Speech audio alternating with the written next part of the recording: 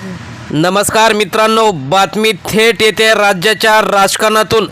शिंदे गटाचा सुपडा साप, या मंत्र्याला शिवसैनिकांनी पळवून लावलं। भगवा फडकला 18-0नी, ऐतिहासिक विजय। शिंदे गटाचा दारुण पराभव। उद्धव ठाकरेंनी जिंकलेल्या शिलेदारांचं कसं केलं अभिनंदन, नेमकं काय झालंय हे सविस्तर आपण बघणार आहोत।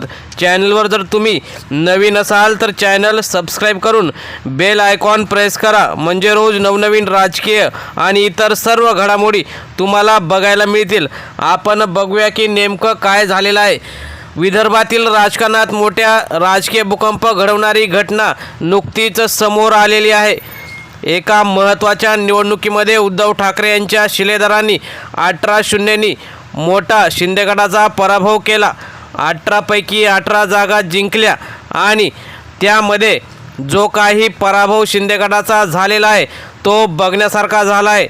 या ठाकरेंच्या एकतर्फी विजयानंतर उद्धव ठाकरेंनी सुद्धा कशा प्रकारे अभिनंदन केलं आहे ते आपण बघूया। विदर्भात गेल्या दिवसापासून चर्चेत असलेली महत्त्वाची निवडणूक होती। त्यामध्ये ही निवडणूक भाजप आणि शिंदे गटाने प्रतिष्ठेची केली होती। मात्र शिवसैनिकांनी त्यांच्या मेहनतीवर आणि ठाकरेंच्या आशीर्वादाने ही अतिशय महत्त्वाची निवडणूक 18 पैकी 18 जागांवर दणदणीत विजय मिळवली।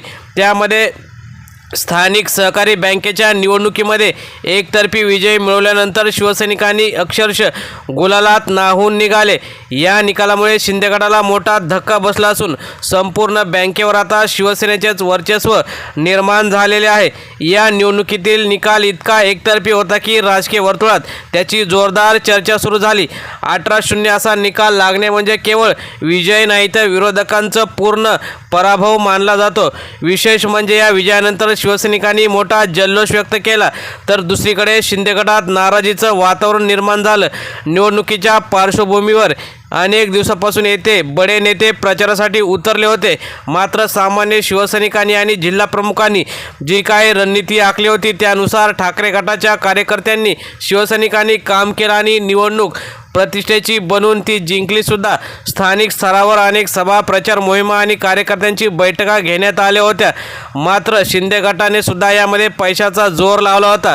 मात्र स्थानिक पातळीवर शिवसेनेच्या कार्यकर्त्यांची मजबूत असलेली पकड, जनतेचा पाठिंबा आणि ठाकरेंवरील विश्वास यामुळे हा निकाल एकतर्फी लागला। शिवसैनिकांनी यावेळी गुलाल उधळून शिंदे गटाच्या मंत्र्याला अक्षरशः पळवून लावलं। त्यामध्येच या घटनेने राजकीय वातावरण तापवलं होतं। स्थानिक सूत्रांच्या माहितीनुसार हा मंत्री शिंदे गटाशी संबंधित होता आणि प्रचारासाठी आला असताना शिवसैनिकांनी त्याला विरोध केला। घोषणाबाजी करत शिवसैनिकांनी त्याला कार्यक्रमातून बाहेर जाण्यास भाग पाडले। ही घटना सोशल मीडियावर व्हायरल झाली आणि त्यामुळे निवडणुकीचा रंग आणखी चढला।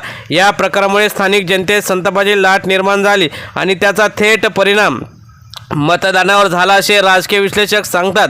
18-0 विजय म्हणजे राजकीय स्पष्ट संदेश दिला आहे की पैशावर आम्ही मत देणार नाही तर कामावर आम्ही मत देणार, हेच जनतेने मोठा संदेश यामध्ये दिलेला आहे। शिंदे गटाला एकही जागा मिळाली नाही, त्यामुळे त्यांच्या स्थानिक संघटनात्मक ताकदीवर प्रश्नचिन्ह निर्माण झाला आहे।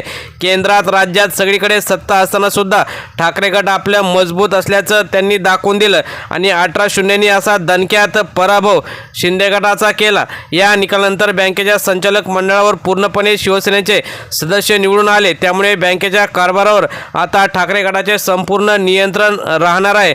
त्यामुळे शेतकऱ्यांचे प्रश्न आता नक्कीच सोडवतील। मित्रांनो, तुम्हाला काय वाटतं? अशाच महत्त्वाच्या निवडणुकांमध्ये शिंदे गटाचा पराभव करून ठाकरे गट एक दिवस सगळ्याच निवडणुका जिंकेल का? तुम्हाला काय वाटतं? तुम्ही सुद्धा तुमच्या प्रतिक्रिया कमेंट बॉक्समध्ये जरूर कळवा। धन्यवाद।